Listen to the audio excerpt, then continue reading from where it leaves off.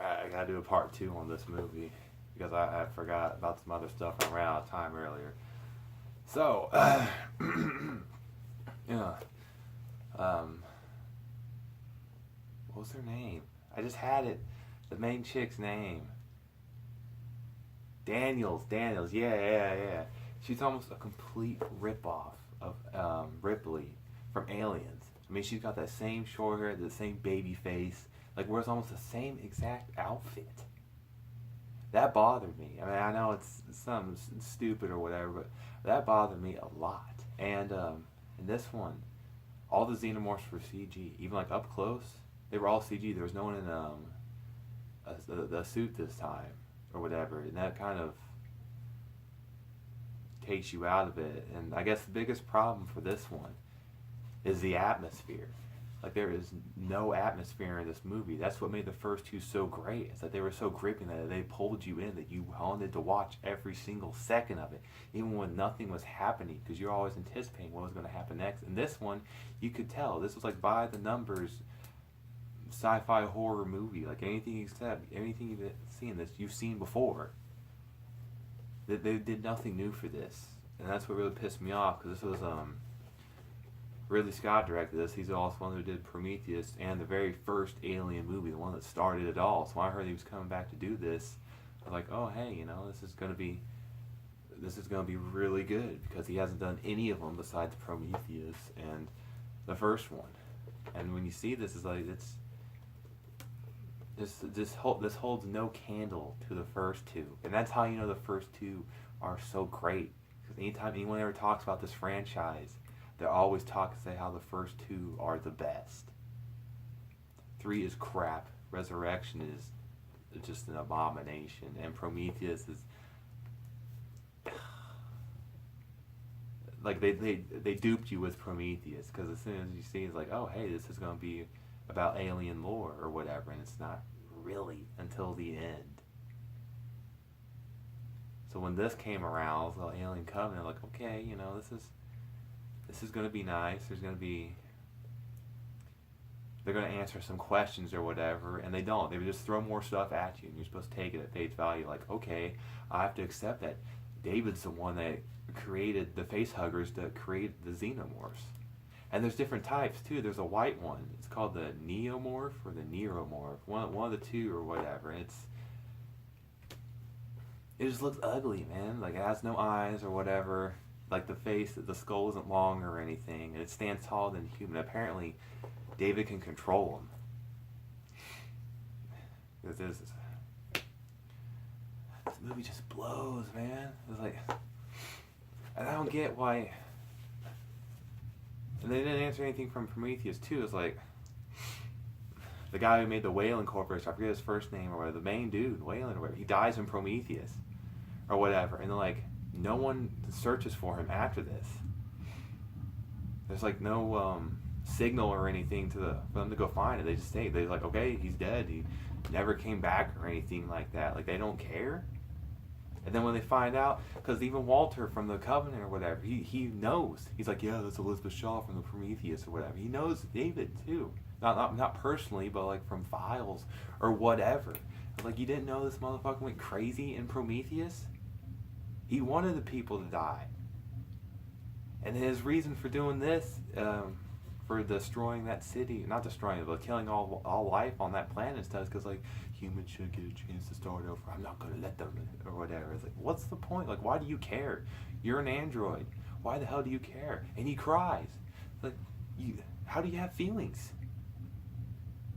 How do you have such deep feelings?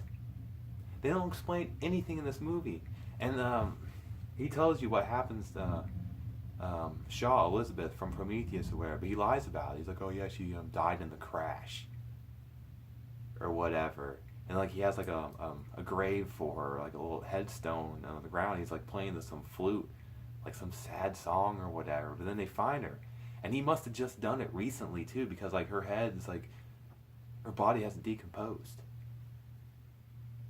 So I mean, it just happened pretty recent or whatever. I mean, like I said, man, she's like, you see her face, like it's like her whole chest is like cut open, like he was dissecting her or whatever to make the perfect organism or whatever. It's like, well, why is the perfect organism gonna destroy life or whatever? Like, why does it?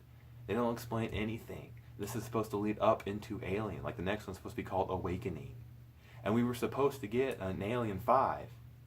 It's supposed to be by the Neil Blomkamp. I don't know how to say his last name. It's the same guy that did Elysium, Chappie, and District 9 or whatever. And you can Google it. Like there's storyboard drawings and concept art for this. And it was supposed to have Sigourney Weaver, Ripley, Hicks, and Newt, all from Aliens. It's supposed to take place after that. It's supposed to ignore Alien 3 and Resurrection. Like those weren't going to exist anymore. They had to put this on hold so Ridley Scott can do this, Alien Covenant. And Ridley Scott said in an interview like Alien 5 is never going to happen. But like all the ideas they had for that movie, that sounded way better than this. This just had like all the horror cliches. And I was sitting next to my dad in the movie theater. I started laughing at a bunch of this stuff. I was like, who would do that? Like you're supposed to be like these scientists and shit or whatever. You make such dumb decisions. Everybody does. Even Tennessee and Dane Bright's character, he risks the entire Covenant ship by bringing it as close to the planet as he can to get a better signal to contact the people down there.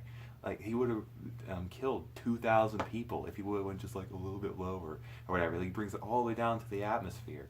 Like there's a storm going on because there's always has to be some problems or whatever. And at the end of Prometheus, like they David and Elizabeth, like they set off on that ship to go find their creators, and you see that they arrive at this planet, or at least David does, because he's the only one left or whatever. But like, is that our creators or whatever? Like you see them too, like the same like pale face, black eyes or whatever, the space jockeys. But you see there's like a whole civilization there, and then he uses that stuff in the jars or whatever. Somehow, it kills everybody. Like it comes out in all this smoke or whatever, and it just kills all life. It's like, so what? Like you plan on going from planet to planet to planet to planet, just destroying all life? Like, why do you care so much? And another thing that bothered me about this movie is that shower scene. If you watched any of the trailers for it, you see two couples like making out in the shower or whatever. Like you see that alien tail like come up in between her legs or whatever. That is such a bad scene in the movie because like they're two characters that talked before, like they had dialogue and shit like half an hour before, and then they're never seen until this spot, just so they could die, just so the xenomorph could kill him or whatever. And this is the first movie where you see nudity in it, like actual nudity or whatever, and it is pointless. It is absolutely pointless. They could have cut that out and it wouldn't be anything. And you see it for like 3 seconds. You see like a tit for like 3 seconds, and it does nothing for the movie. It never does. So it's absolutely pointless. I need to just get people to come in to get that hard R rating or whatever for like 3 seconds because she backs up and like you see a side shot of it, and then that's it. There was absolutely no point in having that in there at all.